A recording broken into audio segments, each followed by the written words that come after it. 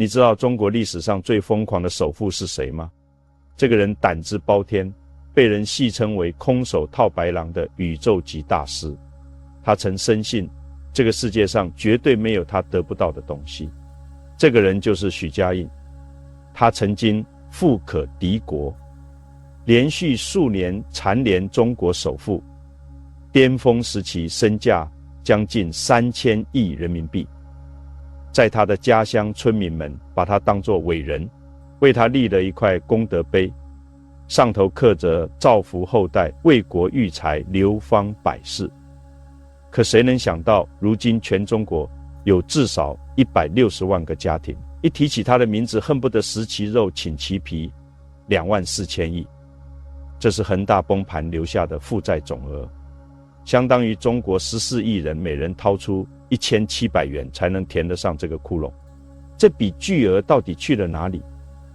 而更让人不寒而栗的问题是，他这一生究竟是一个贪婪的坏人，还是一颗被人利用又被抛弃的棋子？今天我们就用易经的角度走进许家印的一生，看看这场最疯狂的因果劫究竟是怎么来的。就在2017年，许家印刚登顶中国首富，他衣锦还乡，拜祭祖坟。当地官员特意安排他去拜访村里一位算命极准的盲人师傅。那位师傅摸了摸他的手和额头，说了2句话：你小时候很苦，吃窝头吃咸菜，晚年的时候也很苦，还是吃窝头吃咸菜。许家印笑了笑，一个字都没说，只让助理丢了5万块红包，转身就走了。当时的他打死也不会相信这2句话，他的命运真的被那位盲人师傅说中了吗？许家印出生在河南省一个叫巨台港的小村庄，黄土地茅草屋，穷到连风吹过来都带着一股泥土的苦味。他不到1岁，母亲就走了，败血症没钱医治。从此这个连名字都还没叫顺口的孩子，由奶奶一手拉扯大。每天带去上学的是地瓜面做的黑窝头，夏天天热，窝头已经变味了，也舍不得扔掉继续吃。这是他真实说过的童年记忆。俗话说人穷志短，他原本的名字不叫许家印，父亲帮他起名叫做许工厂，希望他长大能进工厂有份铁饭碗。在那个年代，这已经是一个农村父亲能替儿子想到最好的出路了。后来按族谱改名，才叫了许家印。他命运的转折点在他34岁，那一年他揣着2万块在深圳打工，从最底层的业务员做起，月薪500块。2年后，他说服了老板杀进广州房地产。广州这块福地就是他发迹的地方。广州工业大道有一块农药厂的废弃地皮，土地污染严重，臭气冲天。广州所有的地产大佬看都不看，许家印去看了回来，只说了一句话：就要这块地。他当时手里只有几十万现金，然而那块地皮的出让金要价上亿元，这样悬殊的落差换了任何人都只能放弃。但许家印不一样，他想到了一个绝招，他完全不跟地主讨价还价，地主开多高的价格都一口接受，但有一个付款的条件，那就是首付500万，其余分期付清。地主一听觉得赚了，居然有人不杀价，分期付款可以接受，直接答应了。拿到地皮使用权的那一刻，他立刻拿着这张纸跑去银行，用这块还没付清的地皮做抵押，硬是贷出了600万。600万扣掉500万，首付手里还多出100万作为运营资金。土地是用银行的钱买的。接下来他去找施工队，告诉对方，你们先垫资把楼盖起来，等我开盘收到预售款马上付工程费。施工队也答应了，楼房是用施工方的钱盖的。就是这样一层套一层。许家印发现原来可以利用漏洞和时间差无中生有，变出无限的钱，玩出无限可能。1997年金碧花园正式开盘，定价比周边楼盘便宜2成。开盘当天，首期323套住宅2个小时全部清空，回款8000多万人民币，土地是用银行的钱买的，楼房是用施工方的钱盖的，买家的钱还没到手，房子已经全部卖完了。他自己1分钱没有出，但所有的利润都是他的，这就是空手套白狼的精髓。而许家印初次尝到这套玩法的甜头，他彻底开窍。你们想想看，这个世界上有多少人有这种胆子，手里只有几十万，敢去拿一块上亿的地，敢拿着还没付清的地去银行抵押贷款，敢让施工方垫资建楼，每一步都走在悬崖边上，走错一步就会粉身碎骨，万劫不复。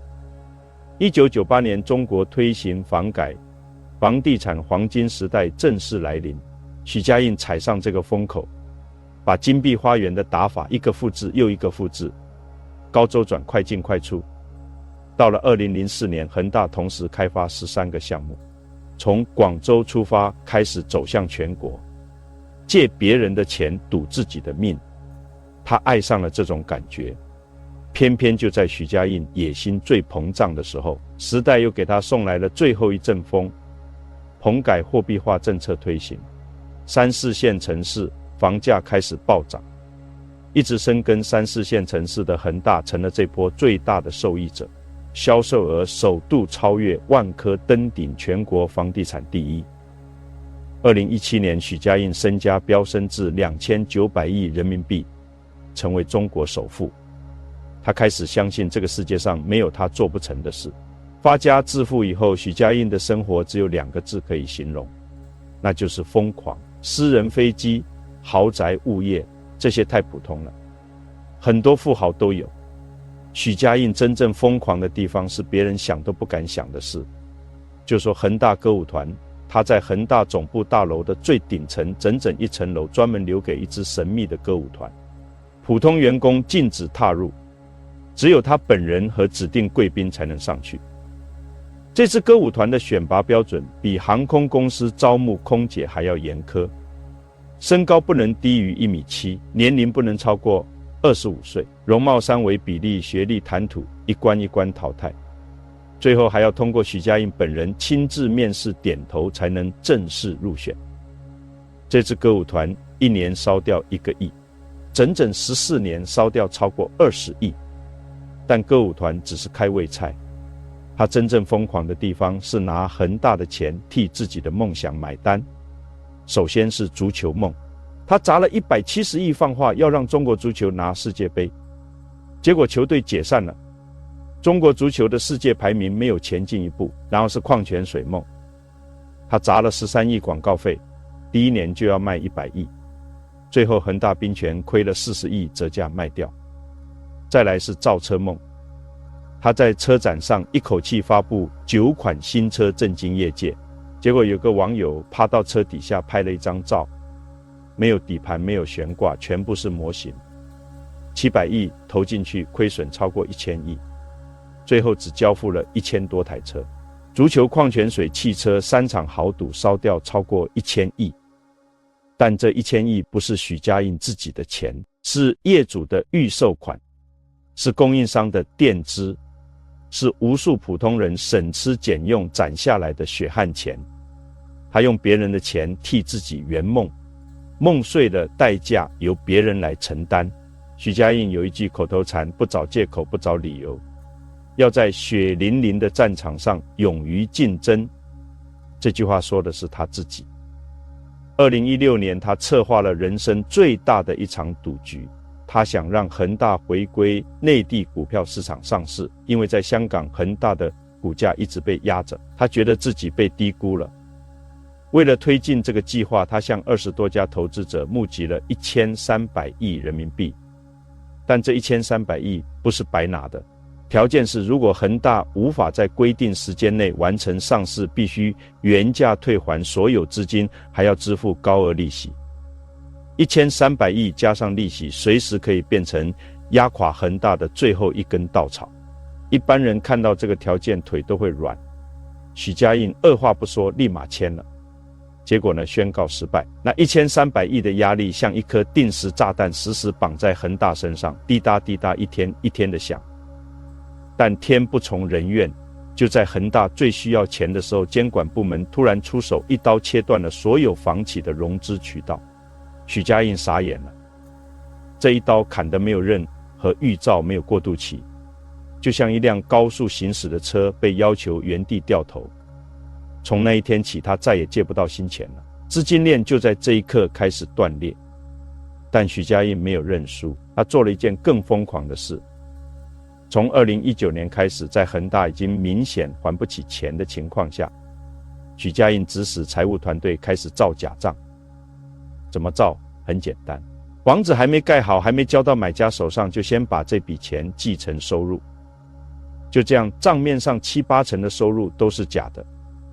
2年时间虚增收入超过5600亿，账面上恒大还在盈利，实际上早已是一个空壳。他用这些假账继续向银行借钱，继续向普通老百姓发行理财产品，骗他们把养老钱、血汗钱、一辈子的积蓄通通交给恒大。与此同时，他和家族继续从恒大提取分红，把真金白银一笔一笔转移到境外。账面上恒大欣欣向荣，实际上那是一栋正在燃烧的大楼。你知道最残忍的是什么吗？那些买了恒大理财产品的人，有很多是恒大自己的员工，他们相信老板把自己辛苦赚来的钱买进去了。有人抵押了房子，有人借了贷款，有人把父母的养老金也搭进去了，就是因为相信许家印这个名字。而许家印知道还是让他们买，这是在明知道要输的情况下，把所有人一起拖下水，自己先跑。2021年9月，恒大财富爆雷了，数以万计的投资者从全国各地赶到深圳恒大总部，把大楼围得水泄不通。里面有白发苍苍的老人，有刚刚还完房贷又把余钱买进去的普通工薪族，他们站在大楼门口，手里拿着合同，眼里含着泪，要的不多，就是把自己的钱拿回来。许家印现身了，他站在人群面前说了一句话：我可以一无所有，但恒大财富的投资者不能一无所有。这句话当时让多少人感动，后来就让多少人心寒。因为就在他说出这句话的同一时间，他的妻子丁玉梅已经在悄悄打包行李了。他第一个想到的是怎么保护自己和家人，而不是那些把一生积蓄交给他的人。许家印还想到了一个救家人的妙计。许家印和丁玉梅悄悄办理了离婚手续，市场立刻看懂了这个操作，这是技术性离婚，目的是把资产从许家印名下切割出去，转移到丁玉梅名下，让债权人追不到。与此同时，丁玉梅持有加拿大护照，长子许志健也持有加拿大护照。2023年7月，丁玉梅得知内地开始限制部分人士出境，立刻买了机票，火速离开香港。据报辗转去了英国。英国和加拿大跟中国都没有引渡条约，这不是巧合，这是精心设计好的退路。还有那23亿美元的家族信托，早在恒大出现危机之前，许家印就已经在海外设立了规模高达23亿美元的信托基金，明确指定2个儿子为受益人。23亿美元换算成人民币将近170亿，把钱提前送到孩子手上。他把债留给了债主，把烂尾楼留给了业主，把血汗钱留给了投资者，把162万个破碎的家庭留给了整个中国。而他自己的家人早就安全落地了。一个人的真面目不是在他最风光的时候显现的，是在船要沉的那一刻，他第一个想到的是谁？许家印的谎言被拆穿了。那一刻，中国各地受骗的百姓彻底崩溃了。有人站在自己买的那栋烂尾楼前，看着裸露的钢筋、锈迹斑斑的外墙，说不出一句话。那里本来应该是他们的婚房，是他们掏空了2个家庭按揭20年换来的家，如今停工快5年了。楼下的深坑积满了浑浊的雨水，附近的居民叫它人工湖。恒大当年承诺的会所和花园就在那个坑里。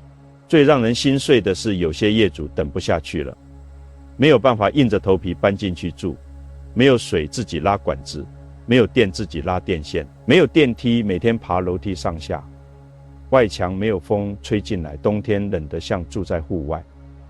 而他们每个月还在继续还房贷，不管你的楼有没有盖好，每个月准时扣款。还有那些供应商垫资上百万帮恒大盖楼，拿到的是一张商票，一张承诺未来兑现的欠条。房地产的一粒沙落到每一个普通家庭头上都是一座山。许家印罪无可赦，这一点是毫无疑问的。但这个惊天大祸是许家印一个人就能造成的吗？聪明的人一看就知道事情没那么简单。一个乡村穷小子凭什么能在中国最复杂的商业丛林里纵横20年？凭什么能拿到别人拿不到的地，借到别人借不到的钱，坐进别人坐不进的政协常委席位？光靠胆子，光靠空手套白狼不可能。恒大的背后从来不只是许家印一个人。我们先说被喂养。许家印每一次快死的时候，都有一只手把他拉了起来。1998年，中国推行房改房地产市场，一夜之间被打开，恒大活了。2008年全球金融危机，恒大濒临崩盘，国家推出4万亿救市，整个房地产行业起死回生，恒大活了。2015年棚改货币化政策推行，3、4线城市房价暴涨，恒大成了最大受益者。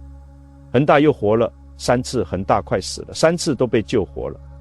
这不是许家印的能力，这是政策给的。没有这3次，恒大第一个10年就死了，根本不会有后来的2万4千亿。然后说被利用，恒大的招股书白纸黑字写明温家宏曾持有恒大股份上市后套现离场。温家宏是谁？他的哥哥是当时的国务院总理温家宝。恒大的足球队每一场主场比赛，广州历任市委书记都坐在贵宾席上。恒大每进一个球，全场高喊恒大的时候，这些官员也在鼓掌。作为回报，恒大在广州拿到的土地比任何一家竞争对手都便宜、都快、都顺。恒大不只是一家房地产公司，恒大是地方政府刷 GDP 最好的工具，是官员们政绩最漂亮的背书。许家印替他们盖楼卖地，拉动经济，他们替许家印开绿灯批项目给支援，这是一场各取所需的交易。最后说被抛弃。2年后，2023年9月28日，恒大发出公告，许家印因涉嫌违法犯罪，已被依法采取强制措施。游戏规则改变了，棋子没有用了，棋子就被收走了。许家印以为自己是在下棋，但那些为他开绿灯的人，那些帮他拿地、给他批文、让他坐进政协常委席位的人，他们又从这场游戏里拿走了什么？这个问题比2万4千亿的账本更难算清楚。现在我们来回答第二个问题：2万4千亿到底去了哪里？这2万4千亿不是一个人贪走的，是一整套系统一起吃掉的。第一口是地方政府吃的。你知道在中国买一套房价里面有多少是土地的钱吗？6成到7成。也就是说，你花100万买一套房，里面60-70万是付给地方政府的土地出让金。恒大20多年在全国疯狂拿地买地的钱超过1万亿，全部流进了各地政府的口袋。恒大出了问题，政府退钱了吗？没有。第二口是财务造假吃掉的，账面上7-8成的收入是假的，2年虚增收入超过5600亿。这些假账骗到了银行继续放贷，骗到了普通人继续买理财，等到纸包不住火，5000多亿的虚假收入一口气吐出来，这才是2021年恒大单年亏损将近7000亿的真正原因，不是一夜之间亏掉的，是多年造假一次清算。第三口是许家印家族自己拿走的。恒大上市以来累计分红939亿，许家印家族套现超过500亿，这500亿通过开曼群岛的离岸公司架构早就不在大陆了，整个过程合法合规，无从追究，500亿真金白银一分不少。第4口是3场豪赌烧掉的，足球矿泉水造车超过1000亿，灰飞烟灭。所以你现在明白了吗？这24000亿是地方政府拿走了最大的一块，是财务造假撑起了虚假的繁荣，是家族分红套走了真金白银，是3场豪赌烧掉了1000亿，每一口都有人在吃，只是最后买单的是那162万个守着烂尾楼等着上楼的普通家庭。开赌场的人从来不会输钱。那么许家印的下场究竟如何？2026年4月13日，深圳市中级人民法院，67岁的许家印站在被告席上，面对8项重罪指控：非法吸收公众存款、集资诈骗、违法发放贷款、违法运用资金、欺诈发行证券、违规披露重要信息职务、侵占单位行贿8项罪名。有法律界人士评论，这几乎是一部企业犯罪百科全书。庭审结束，许家印做了最后陈述，说出了4个字：认罪悔罪。就这4个字，为他22年的商业帝国画上了句号。那他会被判多重？法律界人士分析，无期徒刑是最大的可能。横向对比，近年多起重大金融犯罪的主犯均被判处无期徒刑，而恒大案的涉案规模远超所有这些案件。认罪认罚虽可争取从宽，但在涉案金额数千亿、受害群体超过10万人的背景下，从宽的空间极为有限。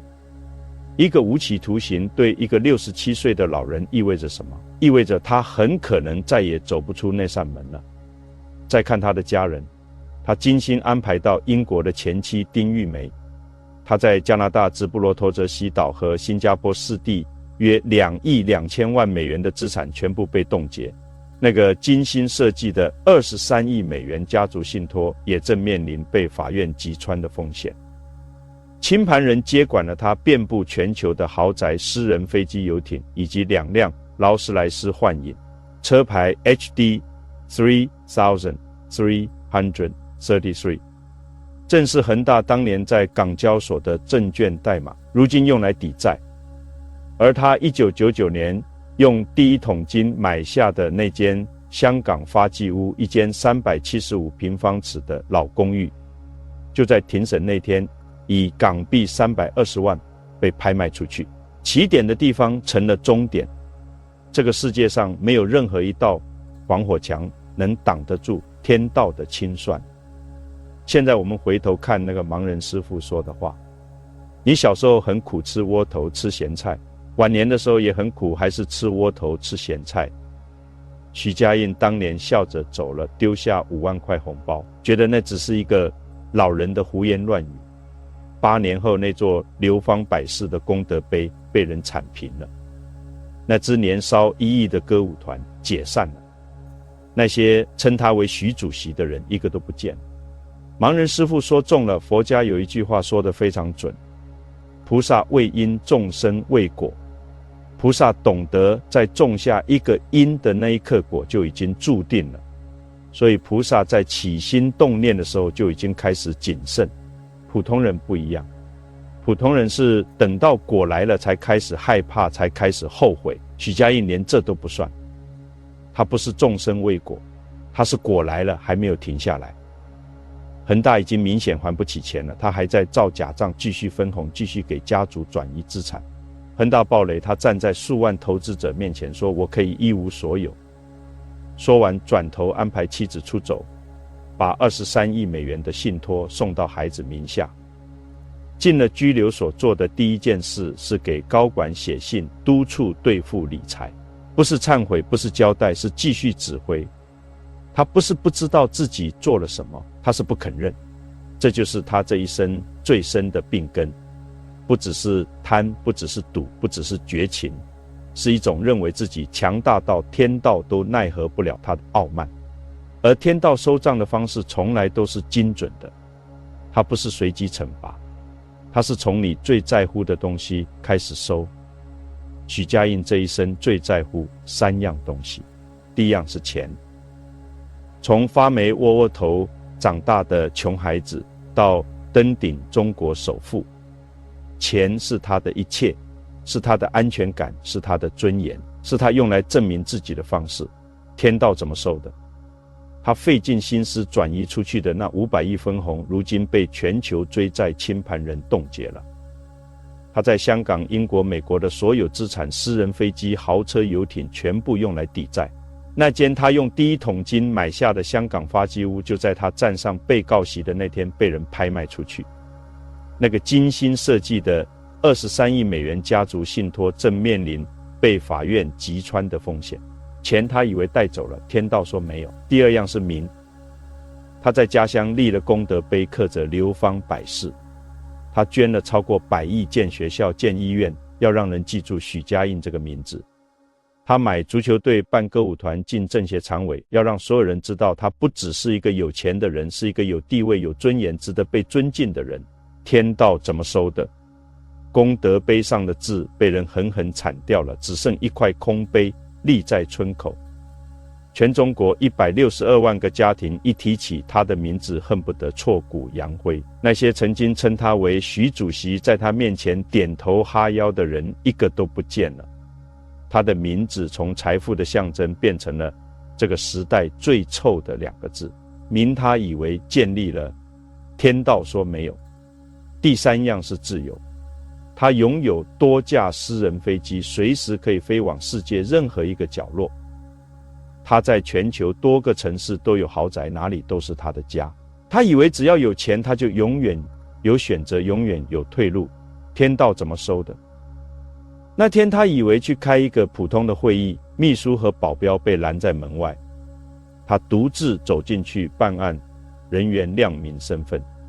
他奋力扭动身体，高声质问，被双手反扣押入会议室。从那一天起，他再也没有自由了。私人飞机停在那里，不是他的了。环球豪宅还在那里，不是他的了。那个他以为可以随时离开的世界，把门关上了。自由他以为永远都有，天道说没有。易经坤卦说，积不善之家，必有余殃。这句话不是诅咒，是规律。许家印种下的因，一粒一粒全部发芽了。那162万个烂尾楼的家庭，那些血汗钱血本无归的投资者，那些被商票坑得倾家荡产的供应商，他每一个人都是他种下的一粒因。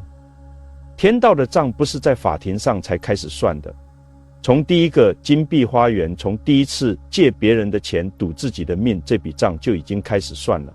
只是许家印不知道，或者他知道，但他以为他可以永远跑在天道的前面，他跑不过的，没有人跑得过。他以为自己在扩江天下，其实天网一直在扩大。